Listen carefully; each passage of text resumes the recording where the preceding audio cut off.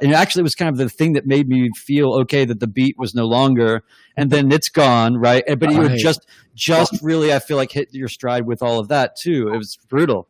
Yeah, and just to be clear though, Chris was a bit player, and Shaun was the B side of that. No, I'm kidding, man. Those guys were great. It was a lot of fun, man.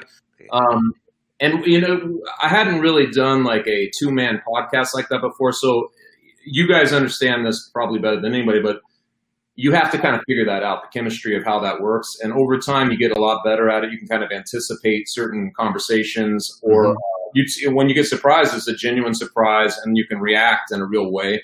I thought we were just getting our stride with that thing. And unfortunately, man, that was part of what got cut off in this whole thing. I know Shaun too, like just having talking to him, that was pretty devastating for him too, because he's still there at the Athletic, but he's, obviously he can't do the podcast anymore. Isn't it kind of weird though, that it seems like, other sports, I mean, they just canceled college football for God's sakes. And it's like other sports are sort of like not even going to be here for a while. And MMA is one of the few things that's actually sort of like got some traction again. And it just feels like, wow, you just give it a couple more weeks and you guys would have been on Fight Island. You know what I mean? Yeah. Definitely, man. All of these things that you're saying gave me security up until the moment when it all became very insecure. So right. Yeah.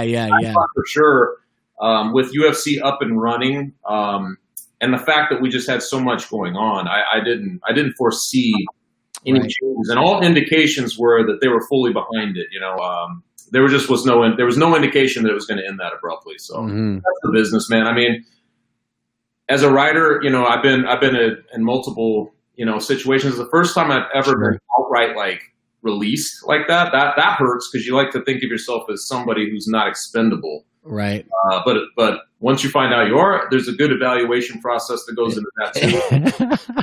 I think that sometimes you need to do that. Sometimes you need to look at yourself a little bit more and get stronger that way. So in the end, you make the most out of it. Isn't it funny though? Like I could take an extract of what you just said out of context, and people would think, "Is that guy a fighter? Is he talking about a fight that he lost?" You know what I mean?